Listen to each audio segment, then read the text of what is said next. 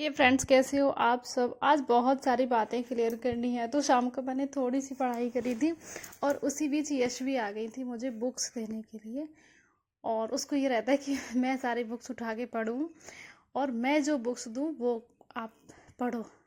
आप लोगों को हाय बोल रही थी यहाँ पे, और गर्मी इतनी ज़्यादा हो गई है। आज मैं शेयर करने वाली थी कि मैं इतने दिन तक कहाँ थी, क्या प्रॉब्लम्स थी। तो ये प्रॉब्लम फेस कर रही हूँ मैं। यहाँ पे लाइट मॉर्निंग में 8 बजे ही चली जाती है और दोपहर में बहुत ज़्यादा लू हो रही है। और आप सबके मैसेज भी आया होगा फ़ोन पे अलर्ट वाला, तो बहुत ज़्यादा लू चल रही है आजकल। और मेरे गांव में ना लाइट चली जाती है तो बहुत दिक्कत होती है। एंड थोड़ा सा खाना बनाना था मुझे, तो लगभग 4-5 रोटियां बनानी थी। तो मैंने इंडक्शन पे ही बना ली, क्योंकि कौन ही बनाए। मुझे इजी लगता है क्योंकि ये थोड़ा बाहर तरफ रखा हुआ है तो बनाना थोड़ा इजी होता है और हवा आती है। तो लाइट की बहुत ज़्यादा प्रॉब्लम चल रही है। जैसे ही मैं काम करके फ्री होती हूँ मैं सोचती हूँ अब वीडियो बनाऊंगी, और वैसे ही लाइट चली जाती है। एंड परसों क्या हुआ, मेरा फ़ोन भी मुझसे ही गिर गया। मैं हाँ, शायद यही टाइम था, मैं खाना ही बना रही थी और मैंने दीवार से ऐसे टिका के रख दिया था उसको, और एकदम से पलट गया। और सोचो, मतलब बेटू फ़ोन गिराती है, कई बार उसने फ़ोन गिराया है, बट तब फ़ोन ख़राब नहीं हुआ और कुछ भी ख़राब नहीं हुआ। थोड़ा सा 1-2 स्क्रैच था स्क्रीन पे, इसके अलावा कोई भी प्रॉब्लम नहीं थी। तो मैं चेंज नहीं कर रही थी। एंड मेरे हस्बैंड ने कई बार बोला भी था कि चेंज कर लो, बट मैंने कहा नहीं, अभी बच्चे छोटे हैं तो प्रॉब्लम्स होती हैं। और अगर मैं नया फ़ोन भी लूँगी तो भी नहीं चलेगा वो भी, क्योंकि बच्चे हैं वो तो गिराते ही हैं।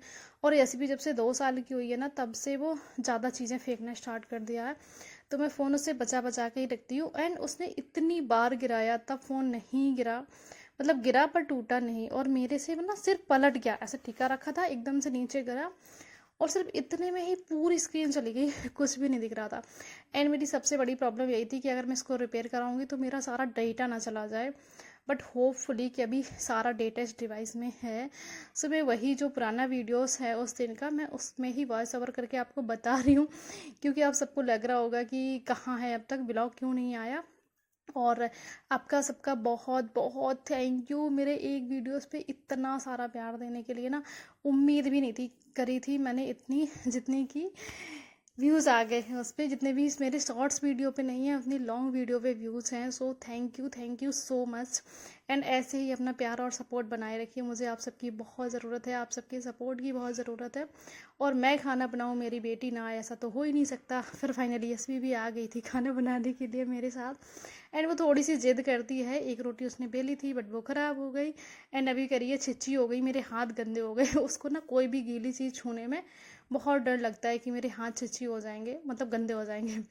तो वो नहीं छूती है, यानी कि उसके हाथ में नहीं लगनी चाहिए, चाहे चीज़ खाए या वो बनाए, तो उसके साथ ये चीज़ होती है। एंड मैंने इस पर दूध गर्म भी कर लिया था और अच्छा खासा चलता है। मैं खाना पूरा बना लेती हूँ एंड इस पर कोई भी बर्तन चढ़ाते हैं तो जब भी इमरजेंसी होती है तो मैं इस पर ही खाना बनाती हूँ।